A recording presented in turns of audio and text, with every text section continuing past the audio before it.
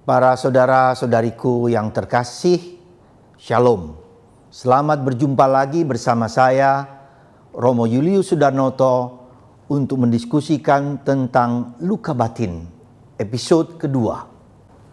Para saudara-saudariku yang terkasih dalam Kristus, dalam episode pertama, kita melihat gejala-gejala orang yang punya luka batin. Ada banyak, ya, intimacy dysfunction, sikap yang agresif, orang yang ketergantungan pada orang lain, sangat besar ketergantungan, adiktif, rasa tidak nyaman, tidak percaya diri, minder, takut, dan segala macam yang sudah saya sampaikan dalam episode pertama. Nah, sekarang pada episode kedua ini saya mengajak Anda untuk melihat di mana tahapan luka batin itu terjadi, ya. Di mana, kapan luka batin itu terjadi? Memang pada umumnya luka batin itu terjadi pada waktu kecil. Tetapi sebelum pada waktu kecil, ada luka batin yang cukup perlu kita perhatikan apa? Luka batin dalam rahim ibu kita. Ini penting karena ketika ibu mengalami derita, mengalami problem kehidupan macam-macam, entah dipukul suami, entah situasi ekonomi yang berantakan, entah anak itu ditolak oleh ibunya, unwanted child. Berbagai macam situasi psikologi ibu pada waktu itu sangat mempengaruhi bayi yang ada di dalam. Dan ini menjadi sangat sulit untuk disembuhkan karena luka itu meresap dari kepala hingga kaki. Ya. Seperti seluruh tubuhnya itu ditolak. Inilah luka batin dalam kandungan sang ibu. Ya, saya katakan.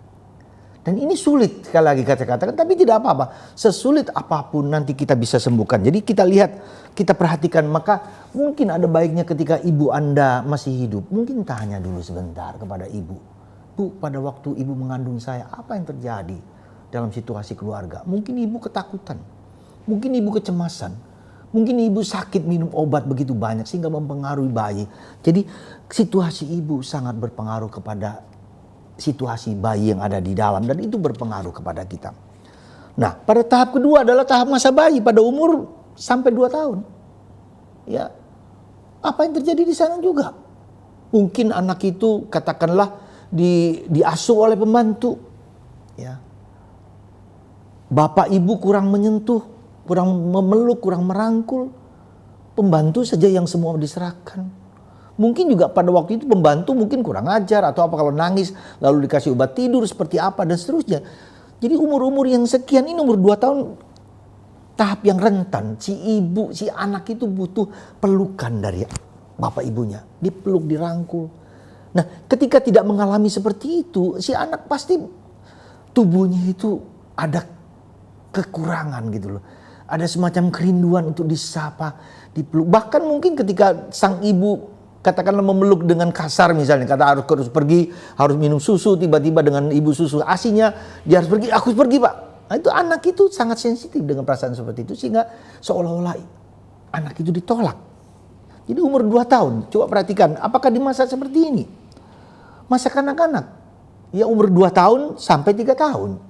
Nah, ini juga masa di mana anak itu mulai bermain-main, mulai lari ke sana, mulai kemari dan seterusnya, lompat sana, lompat sini, dan seringkali kita larang, jangan lari, jangan pergi-pergi, sehingga anak itu serba takut gitu loh, di rumah saja.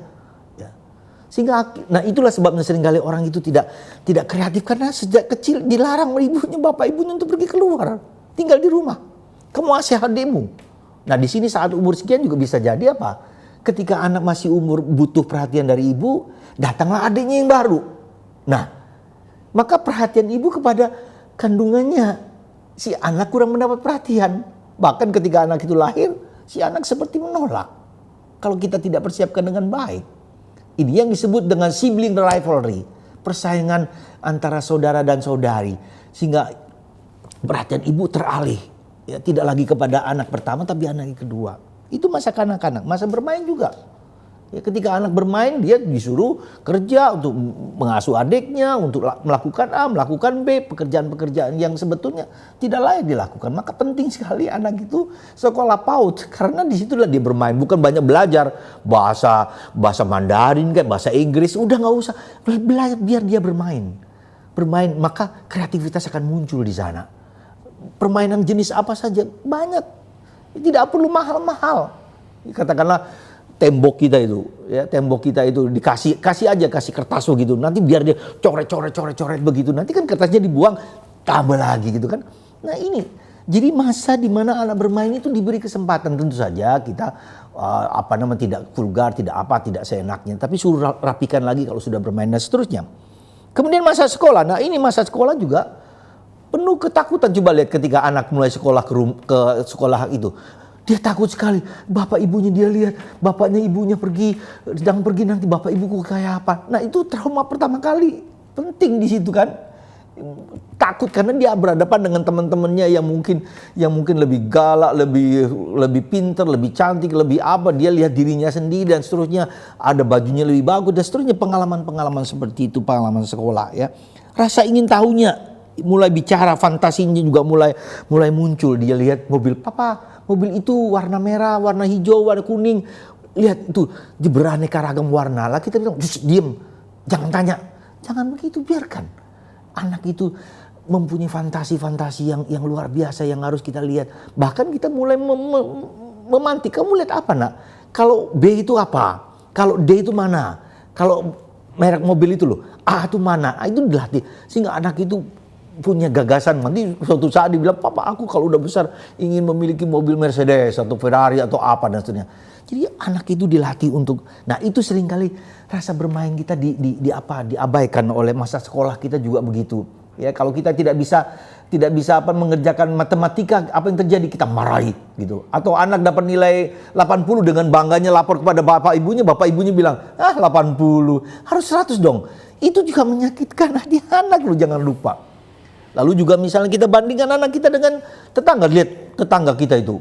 Anak itu nilainya 10 semua. Kamu nilainya 50, 40, 30. Jangan pernah membandingkan anak Anda. Coba lihat, apakah luka batin kita sering dibanding-bandingkan oleh bapak ibu kita? Masa remaja juga begitu. Mulai jatuh cinta, mulai suka dengan lain jenis, laki dengan perempuan laki dan segala macam. Nah, itu juga ya mulai tumbuh ya, organ-organ tubuhnya mulai ketertarik pada yang lain jenis. Nah di sini hati-hati loh, tiba-tiba kalau anak Anda suka dengan yang sejenis, nah ada apa tuh kan? Ya, saya pernah mendapat pengalaman seorang anak yang laki, tapi rambutnya dibiari panjang, dikasih baju perempuan oleh orang tuanya. Karena apa? Dia sudah punya anak 5 laki, kepingin perempuan. Nah coba bayangkan. Inilah menjadi simbol-simbol benih-benih ketika anak itu menjadi bencong, menjadi tidak jenis gendernya dia tidak akui. Ya, ini seringkali kenapa begitu? Kita sendiri yang mungkin maaf lah katakanlah ya. Mungkin kita salah, mungkin kita perhatikan. Tapi ya sudahlah. Apa yang terjadi di masa lalu kita perhatikan itu ya. Jadi ketika putus cinta, first love anak itu ya, kemudian diputusi cinta, kita mungkin kepingin dengan dia tapi dia bilang kamu nggak cantik, kamu nggak ganteng, kamu nggak apa, itu seperti itu. Kemudian masa dewasa awal dia lulus sekolah dan segala macam ya. Kemudian dia mulai pacaran tetapi ditolak, putus cinta segala macam. Dia mulai menyendiri, mulai bersembunyi, menampakkan dia wajahnya seperti dia lihat di di cermin, aku wajahnya seperti itu. Ada orang yang ingin mempercantik diri atau mengganteng-gantengkan diri, baju-baju dan seterusnya. Jadi inilah relasi dengan lain jenis ya. Bersama yang lain, bergaul dengan satu sama lain. Ya seperti itu saudaraku yang terkasih. Ya jadi ada luka-luka yang pada masa dewasa awal ini, umur 19 sampai 35 tahun. Demikian saudaraku yang terkasih, ya di awal sedemikian, tapi bisa juga pada umur lebih tinggi lagi, dewasa. Ketika dia sudah menikah, ketika dia sudah berumah tangga, dia terluka karena anak-anaknya tidak peduli lagi dengan dia. Dia terluka mungkin pasangannya selingkuh, entah perempuan entah laki saling selingkuh, saling melukai satu sama lain, saling tidak percaya. Ya, mulai memperhatikan tidak percaya lagi kepada satu sama lain. Mungkin karena itu, mungkin juga karena dulu bapak ibunya cerai. Sekarang dia mengalami yang sama, ya, dengan peristiwa-peristiwa, dengan relasinya dia. Jadi tidak dekat dengan dengan intimasi, dengan keakraban dengan dirinya sendiri. Dia tidak masuk, tidak mengenali dinamika batinnya. Kalau dia tidak akrab dengan diri sendiri, kita nggak mungkin akrab dengan orang lain, apalagi dengan Tuhan. Ya, masa dewasa juga masa tua terjadi juga demikian. Ketika tua, anak-anaknya mulai pergi semua, dia tinggal di rumah sendirian, anaknya tidak telepon lagi. Papa mamanya nggak peduli karena mereka sibuk. Di mana kau anak? Aku sedang sibuk mama, aku sedang sibuk papa, dan seterusnya. Ada luka batin terus, ya. Dan ini terjadi dalam hidup kita. Saudaraku terkasih, di saat-saat seperti inilah, ya. Masa-masa seperti ini ada tahapan-tahapan di mana kita terluka. Yang paling sulit, saudaraku, keterlukaan dalam kandungan. Itu paling sulit. Ya. Karena apa? Karena kita lukanya seluruh tubuh kita terluka. Tetapi ketika sudah dewasa, pikiran kita sudah bisa sudah bisa memaklumi, sudah bisa mengerti, sudah bisa memahami, sudah bisa menerima, ya, situasi-situasi yang mungkin sangat pelik sekalipun, ya, bahkan sangat pedih sekalipun, ya, tapi masih tetap juga susah, ya. Karena itulah saudaraku yang terkasih, tadi saya mengatakan luka batin tadi di masa-masa mana, ya. Umumnya saudara, luka batin itu di masa kecil, itu terulang lagi ketika dewasa. Karena belum diolah, ya, belum diterima, belum diakui, belum disyukuri. Karena itu saudaraku terkasih, ya, kita lihat kembali, itulah kehidupan kita, luka batin kita tadi. Di mana Anda? Catat dalam diri Anda, di masa apa Anda semua, ya. Sekali lagi saya katakan tidak perlu banyak-banyak. Satu saja yang kecil, merasa ditolak, merasa ditelantarkan, merasa tidak dihargai, ya, merasa dihina, merasa diejek, dibanding-bandingkan, ya, merasa diperlakukan tidak adil oleh bapak atau ibunya. Ketika bapak ibunya mau cerai, dia mendengar hal itu terjadi, maka anak itu terluka. Dan dia merasa, anak itu merasa bahwa perceraian orang tuanya karena dia. Padahal juga tidak. Jadi apa yang terjadi pada luka batin itu persepsi-persepsi yang keliru tentang suatu masa tertentu. Yang persepsi yang negatif terutama. Ya misalnya saja si anak merasa bahwa ibunya pilih kasih dengan adiknya atau dengan kakaknya. Padahal orang tua merasa tidak apa-apa. Persepsi ini yang seringkali yang harus kita mengerti. Yang harus kita pahami. Saudara, itulah yang sekarang coba yang dalam episode kedua ini, di mana luka batin Anda? Anda sadari aja, kita sadari bersama-sama, tidak apa-apa. Ya, dalam episode ketiga nanti kita akan melihat bagaimana kita menangani hal tersebut. Ya, mari kita lihat episode selanjutnya.